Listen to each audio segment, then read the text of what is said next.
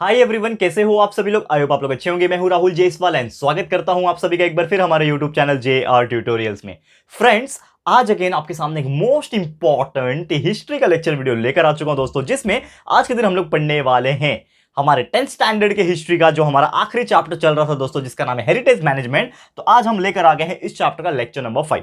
देखो दोस्तों, यार मतलब आपको मैं बार बार बताने की कोशिश ये कर रहा हूं कि यार हमने आपके जितने भी सब्जेक्ट्स है वो कंप्लीट कर दिए हैं। जैसे कि आप देख सकते हो कि ये आपका हिस्ट्री सब्जेक्ट है और इसका ये लास्ट चैप्टर का ऑलमोस्ट सेकंड लास्ट लेक्चर चल रहा है। इसके बाद एक और छोटा सा लेक्चर आएगा, चैप्टर कंप्लीट हो जाएगा। ज्योग्राफी 10th स्टैंडर्ड का कंप्लीट हो चुका है, पॉलिटिकल साइंस कंप्लीट हो चुका है, साइंस 1 साइंस 2 दोनों कंप्लीट हो चुके हैं, मैथ्स 1 मैथ्स 2 दोनों कंप्लीट हो चुके हैं। आपका बचा क्या यार, आपको देर किस बात की है, बस अपने पढ़ाई को आप कंटिन्यूस करते रहना दोस्तों। बस हम नॉर्मली आपसे यही एक रिक्वेस्ट कर सकते हैं दोस्तों, दुनिया जीतनी हो तो उसके लिए ना उतना ही तपना पड़ता है। तो तपो दोस्तों। तपना मतलब, अगर मैं इसको एक कन्वर्ट करने की कोशिश करूं, शायद तपना ये वर्ड बहुत लोगों को समझेगा नहीं। तपना मतलब जैसे हम धूप में बैठते तो हम तप रहे होते हैं, गर्मी का एहसास हो रहा होता है। वैसे ये जो उम्र है ना आपकी दोस्तों, ये 4-5 साल जो उम्र है ना, इसमें अगर तप लोगे ना अच्छे से, तो आप ना सोने के जैसा हो जाओगे कि जो शेप में आना चाहते हो ना वो शेप में आता है। जैसे कि आप जानते हो कि कहीं भी कोई भी चीज को शेप में लाने के लिए उसको गर्म किया जाता है, तो समझ लो आपका जो टाइम है ना अभी गर्म होने वाला टाइम है। तो गर्म हो जाओ, तप लो। जितना तपोगे उतना ज्यादा मजबूत बनोगे और उतना ज्यादा अच्छे से शेप में आ जाओगे फ्यूचर में। तो हम आपके लिए दोस्तों मेहनत कर रहे हैं, आपके लिए पूरा सिलेबस हमने कंप्लीट कर दिया है। 1 शॉट वीडियोस दोनों मैथ्स के कंप्लीट कर दिए हैं, साइंस का ऑलमोस्ट 50% हो चुका है।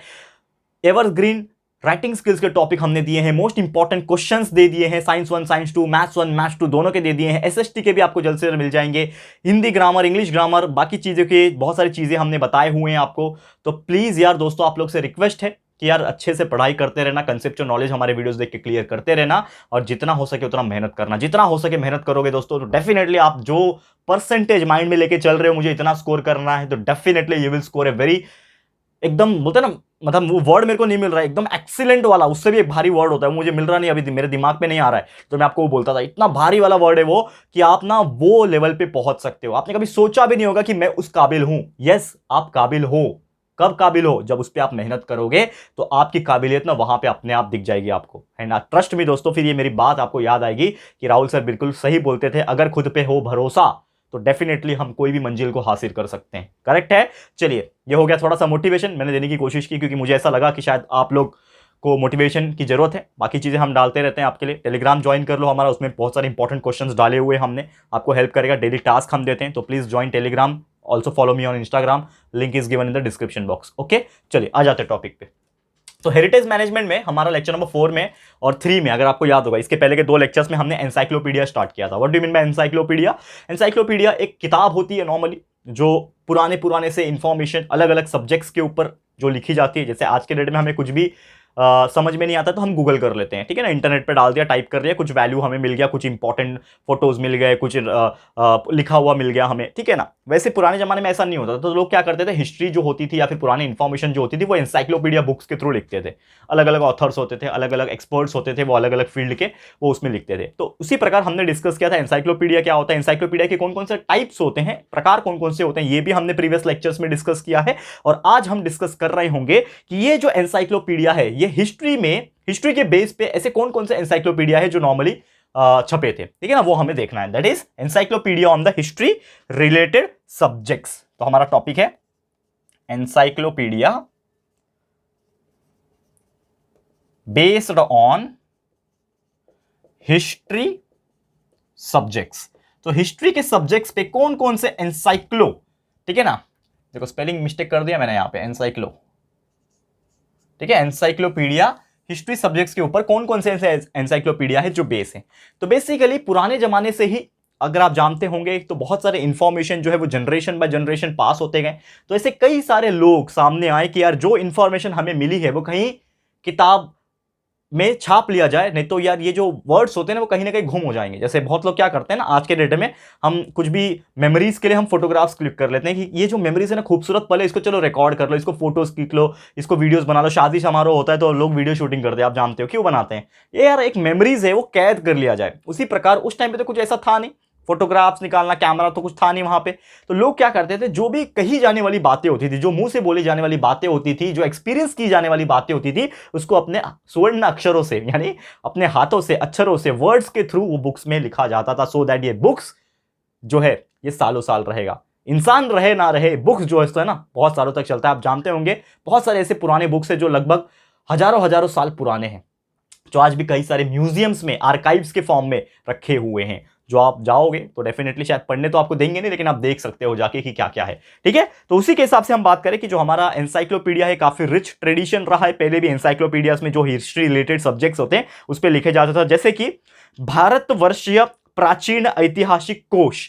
ठीक है ना, ये क्या है, ये लिखा गया है रघुनाथ भास्कर गोडबोले द्वारा 1876 में। देखो कितनी पुरानी बात है दोस्तों।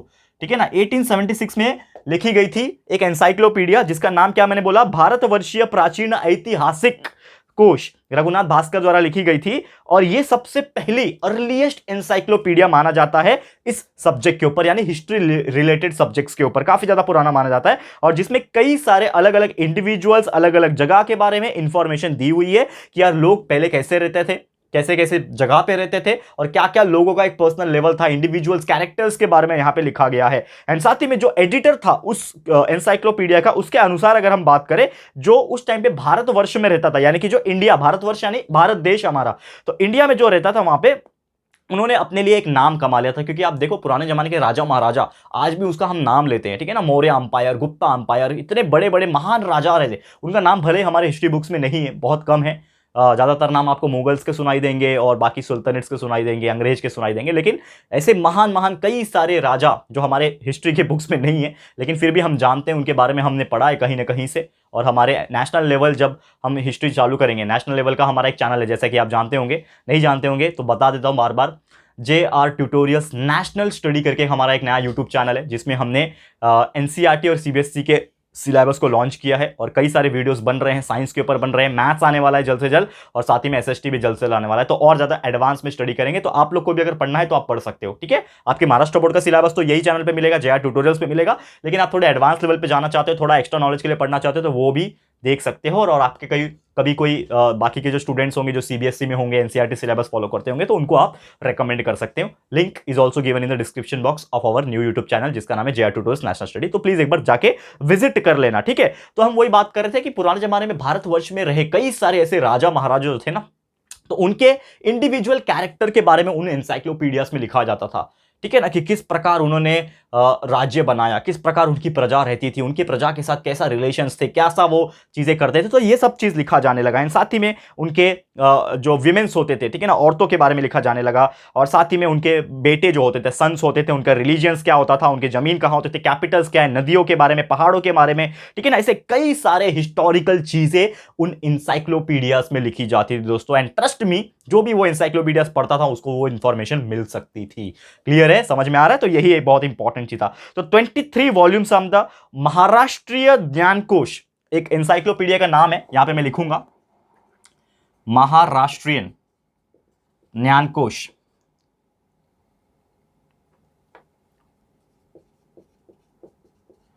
महाराष्ट्रीयन ज्ञानकोश, जो कि एडिटेड किया था किसके द्वारा, श्रीधर वेंकटेश केटकर के द्वारा, जो कि अवेलेबल है कितने, 23 वॉल्यूम्स। उसके कितने पार्ट है दोस्तों, 23 पार्ट्स है। वॉल्यूम्स मतलब क्या होता है, 23 वॉल्यूम्स लिखा है यहाँ पे, तो 23 वॉल्यूम्स का मतलब उसके 23 बुक्स है, अलग अलग बुक्स, अलग अलग पार्ट है, जो आप पढ़ोगे तो आपको पूरा महाराष्ट्रीयन ज्ञानकोश, यानी कि पूरा कल्चर के बारे में, महाराष्ट्रीयन कल्चर के बारे में, ऐसे कई सारी चीजों के बारे में पता लगेगा, जो कि किसके द्वारा एडिट किया गया था, श्रीधर वेंकटेश केटकर के द्वारा। ठीक है ना, और उन्होंने बहुत ज्यादा चीजें इसमें बताई है, काफी ज्यादा इंटेलेक्चुअल नॉलेज, एंड अलग अलग जो मराठी स्पीकिंग पीपल होते हैं ना, खासकर आप में से कई सारे ऐसे लोग हैं जिनकी मदर टंग मराठी है। ठीक है, तो मराठी स्पीकिंग पीपल के लिए यहाँ पे कई सारी चीजें इन एनसाइक्लोपीडियाज में अवेलेबल है, जो कि आपके चीजों को बताता है कि महाराष्ट्रियन कल्चर कैसा है। ठीक है ना, क्या क्या नॉलेज है, ये सभी चीज उस एनसाइक्लोपीडिया में दर्शाता है, एंड उन वॉल्यूम्स में बताते हैं। क्लियर है? एंड भारतवर्ष की अगर हम बात करें, हमारा जो भारत देश है काफी ज्यादा डाइवर्सिफाई कंट्री है, इसमें कई सारे कास्ट, रिलीजियन, क्रीड,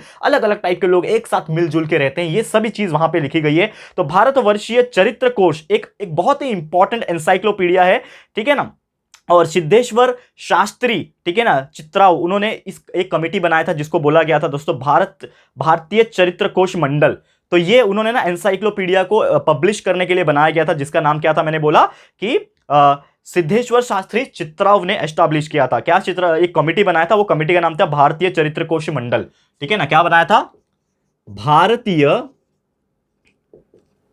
चरित्र कोश मंडल। ठीक है ना, एक मंडल था जो कि समझ लो पब्लिकेशन हाउस आज के डेट में बोलते हैं ना, there are so many publication house books के, वैसे यहाँ पे चरित्रकोश मंडल, भारतीय चरित्रकोश मंडल बनाया गया था। किसके द्वारा, सिद्धेश्वर शास्त्री चित्राव के द्वारा, जो कि इसमें हेल्प करता था। और उसके 3 वॉल्यूम लिखे गए थे, 3 वॉल्यूम्स जो पब्लिश किए गए थे। एक का नाम था, मैं लिखूंगा नहीं यहाँ पे, मैं आपको बता रहा हूं तो आप सुन लेना। एक का नाम था यहाँ पे भारतवर्षीय प्राचीन चरित्रकोश, जो कि लिखा गया था 1932 में। सोचो कितने पुराने 1932 में एनसाइक्लोपीडिया लिखा गया था, जिसका नाम क्या बोल रहा हूं मैं, देखो ध्यान से सुनना, भारतवर्षीय, क्या बोल रहा हूं मैं, भारतवर्षीय प्राचीन।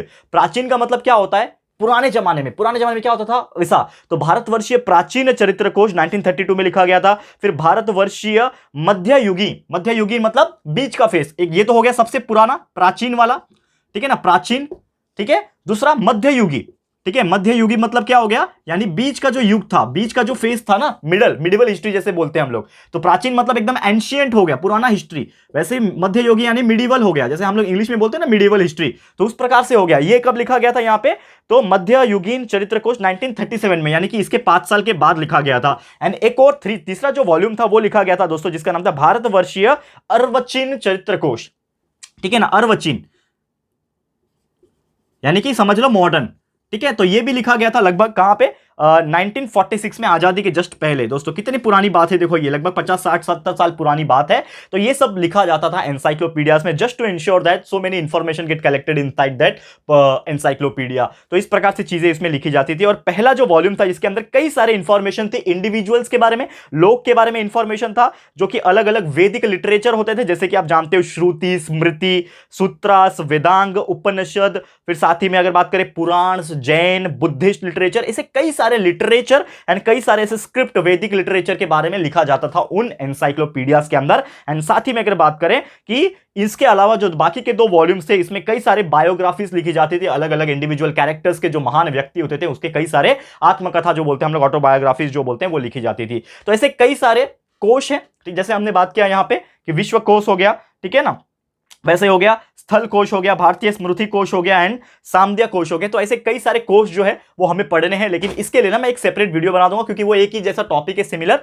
तो जितने भी टाइप के कोश है ये मैं आपको बता दूंगा हमारे अगले लेक्चर में। यानी कि आज का लेक्चर छोटा सा लेक्चर था, इसको मैं स्टॉप करूंगा, और अगला लेक्चर, एक और लेक्चर आएगा दोस्तों, लेक्चर नंबर 6, बड़ा चैप्टर है, इसके लिए हम आराम से जा रहे हैं, कोई घाई नहीं है। पढ़ाने के लिए मैं 1 घंटा लेक्चर ले लूंगा तो पूरा एक ही चैप्टर बन जाएगा, लेकिन मैं चाहता हूं कि रोज पढ़े, थोड़ा थोड़ा पढ़े, रोज पढ़े। हमारा पूरा सिलेबस आप देख लोगे तो आप आराम से बैठ के 1 महीना भी पढ़ोगे ना, जो अभी देखा जाए तो अभी 1 महीना टाइम है आपके पास लगभग। आज 15 फरवरी है, मैं जो वीडियो बना रहा हूं, और आपका 15 मार्च से एग्जाम है। तो यार 15 ये जो 15 to 20 डेज भी अगर आप अच्छे से पढ़ लेते हो तो आपका पूरा एसएसटी कंप्लीट हो जाएगा। और साथ ही में साइमल्टेनियसली दूसरा टाइम निकाल के आप साइंस और मैथ्स भी साइमल्टेनियसली कर सकते हो। पूरा टाइम टेबल मैंने एक्सप्लेन किया हुआ है, किस प्रकार आप मॉर्निंग से लेके रात तक पढ़ाई कर सकते हो, कैसे ब्रेक ले सकते हो, ये सब एक्सप्लेन किया हुआ है हमारे टाइम टेबल के वीडियोज में, जाके देख लेना। हमने जेआर ट्यूटोरियल्स पे ये भी डाला हुआ है, सब चीज हम आपके लिए सोच रहे हैं। और रही बात आज के इस वीडियो की, तो आज का वीडियो समाप्त होता है, तो अगला लेक्चर फटाफट से लेक्चर नंबर 6 आ जाएगा और ये चैप्टर कंप्लीट हो जाएगा और आपका पूरा सिलेबस भी कंप्लीट हो जाएगा। तो आप लोग बस बने रहना हमारे साथ, सपोर्ट करते रहना, प्यार दिखाते रहना इसी प्रकार, ताकि हमारे अंदर भी मोटिवेशन बना रहे और हम डेली ऐसे ही इसी प्रकार आपके लिए कंटेंट्स लेकर आते रहेंगे और आप लोग के लिए वीडियोस बनाते रहे, सो दैट आपका कंसेप्चुअल नॉलेज जितना क्लियर हो सके हम करवाने की कोशिश करेंगे और आप अच्छे पोजीशन में जरूर से चले जाएंगे। ठीक है, तो इसी के साथ वीडियो समाप्त होता है। ये वीडियो आपको कैसा लगा है प्लीज हमें कमेंट करना, वीडियो पसंद आया है, अच्छा लगा है, प्लीज वीडियो को लाइक कर देना एंड शेयर कर देना अपने दोस्तों के साथ, फ्रेंड्स रिलेटिव्स जो भी होंगे उनके साथ शेयर कर देना। और फर्स्ट टाइम अगर चैनल पे आए हो, अगर अभी तक चैनल को सब्सक्राइब नहीं किया है ना, तो फटाफट से हमारे चैनल को सब्सक्राइब कर देना। ठीक है दोस्तों, तो जल्दी मिलेंगे हमारे न्यू वीडियो में, तब तक के लिए thank you and good bye.